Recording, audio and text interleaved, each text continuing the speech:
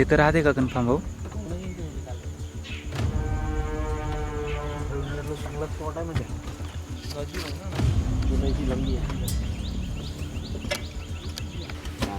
जवळ आहे ती. आम्ही लक्ष करून उभे होतो गाडीवर. कोणती बागी? हेच हेच वय. आपली माया? नाही, गौरी गौरी गौरी गौरी.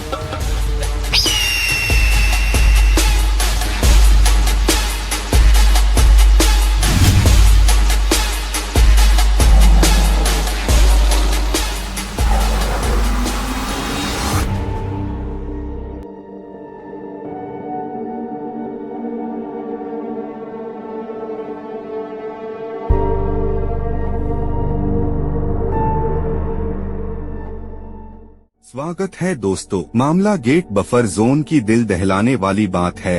हम सब जिस जिप्सी से सफारी करने वाले हैं, उस जिप्सी के ड्राइवर सौरभ भाई और गाइड वीरू भाई के साथ जो वाकया हुआ वो कुछ भयानक था, जो किसी हॉरर मूवी के क्लाइमेक्स सीन से कम नहीं है। एक समय ऐसा आया हमारा कि शेर को बिना देखे वापस आना पड़ा था। तभी हमारे गाइड वीरू भाई को कुछ दिखता है।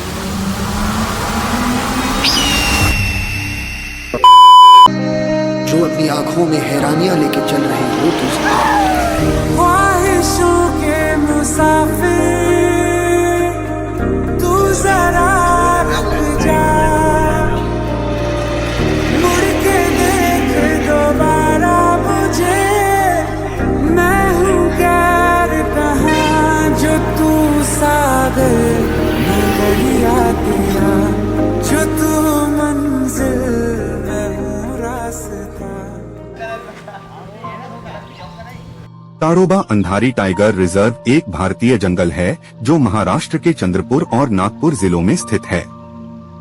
इस रिजर्व में सुंदर जंगल, नदियां और पहाड़ों की खूबसूरती है, जहां पर बाघ, तेंदुए, हिरण, बंदर और विभिन्न प्रजातियों के पक्षी देखे जा सकते हैं। यह रिजर्व बाघों की संख्या में प्रसिद्ध है और यहां पर वन्य जीव प्रेमियों और फोटोग्राफरों को एक अनोखा अनुभव मिलता है। ताडोबा भारत के 47 बाघ अभयारण्यों में से एक है और महाराष्ट्र का सबसे पुराना राष्ट्रीय उद्यान है। 2024 की जनगणना के अनुसार इस अभयारण्य में लगभग 115 बाघ हैं, जिससे बाघों को देखने की संभावना अधिक है। जंगल की वनस्पति दक्षिणी उष्णकटिबंधीय शुष्क पर्णपाती प्रकार की है, जिसमें सागौन प्रमुख प्रजाति है। अधिकांश जंगल में पहाड़ी इलाका है जो इस क्षेत्र के वन्य जीवों को आश्रय प्रदान करता है। कोई भी घने जंगल, दलदली भूमि, उबड़-खाबड़ चट्टानें, चिकने घास के मैदान, घाटियां और झीलों से होकर जा सकता है, जो जंगली क्षेत्र के जंगली जानवरों के लिए एक सुंदर घर बनाते हैं। चिमूर पहाड़ियों के पास जंगलों के विशाल विस्तार सहित ताडोबा राष्ट्रीय उद्यान का क्षेत्र पहले गोंड राजाओं के शासन के अधीन था। राजा खांडख्या बल्लाल शाह को चंद्रपुर जिले का संस्थापक माना जाता है। विभिन्न बाघ अभयारण्यों में से ताडोबा कई पर्यटकों को आकर्षित करता है, क्योंकि यहाँ सबसे ज्यादा बाघ हैं।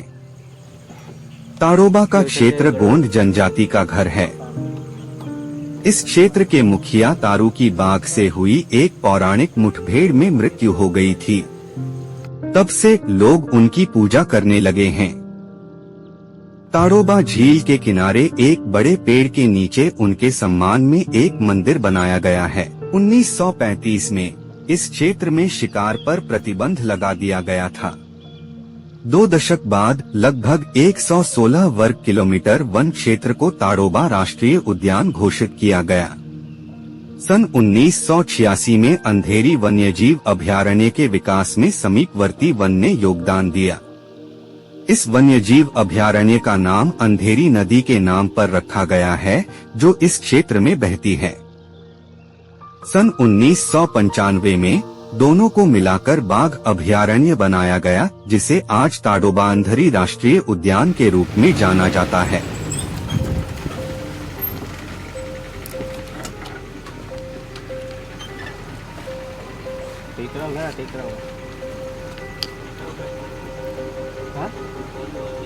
गोष्ट अशी जवळ आली ती आम्ही असे करून उभे होतो गाडीवर. कोणती वाघीण? हेच हेच वय आपली माया? नाही, गौरी गौरी गौरी गौरी. अशी गाडी जवळ आली म्हणजे बसायला नाही सुटलं असं खाली. गाडी चालूच का? हं? गाडी गाडी गोड चालू बंद पाहत होतो तिने आम्ही समोर बसून होती. आम्हाला वाटतं तिकडे जाते ते अशी गेली सीटीने इकडे डायरेक्ट गाडी करत धावत आली. तुमच्याकडे गेअर केली का? म्हणजे धावत आली गाडीवर रोड करत. बोंबलून हाकलं. मग त्यावेळी काय करायचं मग आपण? काय नाही आम्ही चिल्लावलो. अच्छा, बोमलाचं ना. चिल्लावलो मग पळून गेलो. पॅसेंजर बाकीचे का मग ते लोक मागे बसलेले? ते मागचे तर पुरे भिवूनच गेले ना. आखरीचा दिवस. हो, आजचे दिवस नाही, कोणी येतच नाही अजिबात. आता बहुत सारे लोक आहेत ते टायगर टायगर करते.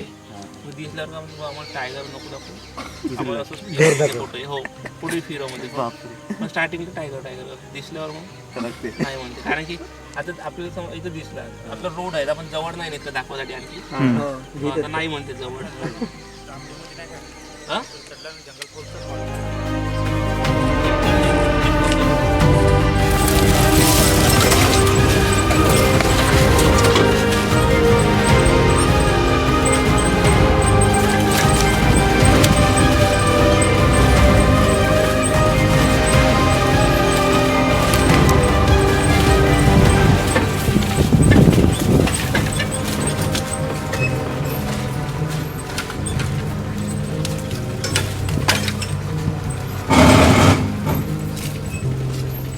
आवाज नाही पाहिजे.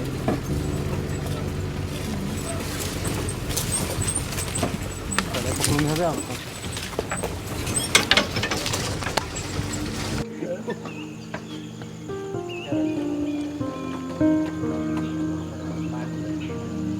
इथं राहते का कन्फर्म भाऊ?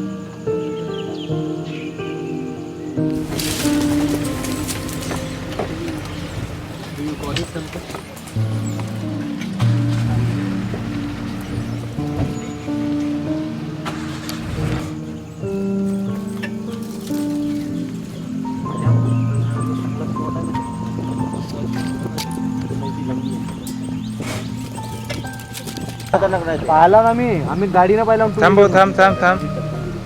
टू व्हीलर ना असता मी 100 मीटरच्या अंतरावर पाहिला. आहे ना सेल?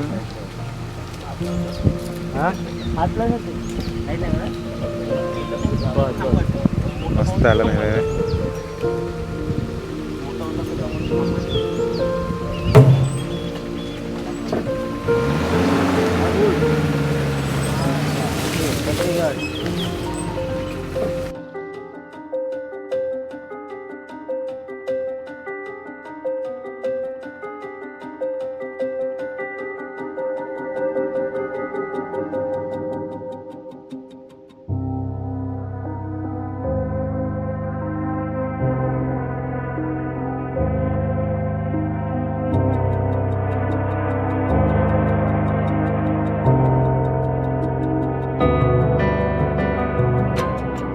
हर बाघ का अपना एक इलाका होता है और हम जिस बफर जोन में थे वहाँ पे गवरी शेरनी का खौफ था।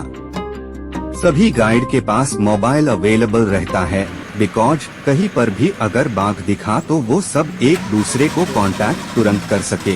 सामने जो नाला दिख रहा है वहाँ पे गवरी शेरनी आई है करके हमें फोन आया। वैसे ही हम सब इस नाले के पास आए तब तक देर हो गई थी और हमारा बाघ देखने का सपना फिर से रह गया क्योंकि गवरी वहाँ से चली गई। बाकी सभी जिप्सी के सफारियों ने गवरी शेरनी को देखा था, बस हम दो ही जिप्सी वालों ने उसे देख नहीं पाए बिकॉज हम दोनों जिप्सी वाले इस नाले से बहुत दूर थे। कुछ गाइड का कहना था कि गवरी इस नाले के पीछे की और बैठी है। हम सब थोड़ी देर इंतजार करने का फैसला किया, शायद वो बाहर आ जाए। 10 मिनट हो गया, हमारे सफारी का टाइम खत्म होने को आया था, लेकिन गवरी शेरनी कहीं दिख नहीं रही थी। 15 मिनट हो गया, 20 मिनट भी हो गया, लेकिन गवरी आने का नाम नहीं ले रही थी। हमारे गाइड और ड्राइवर भाई अब वापस जाने का सोच लिया और सब मायूस होके चुपचाप बैठ गए। बाकी सब जिप्सी वाले मस्त गवरी को देख के चले गए और हमारा सबका सपना दूसरी बार फेल होने जा रहा था।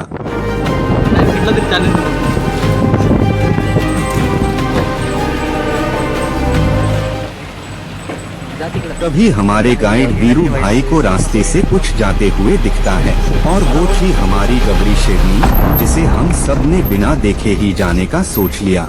फाइनली हमारा सपना पूरा हुआ और सबने बिल्कुल पास से गबरी को देखा।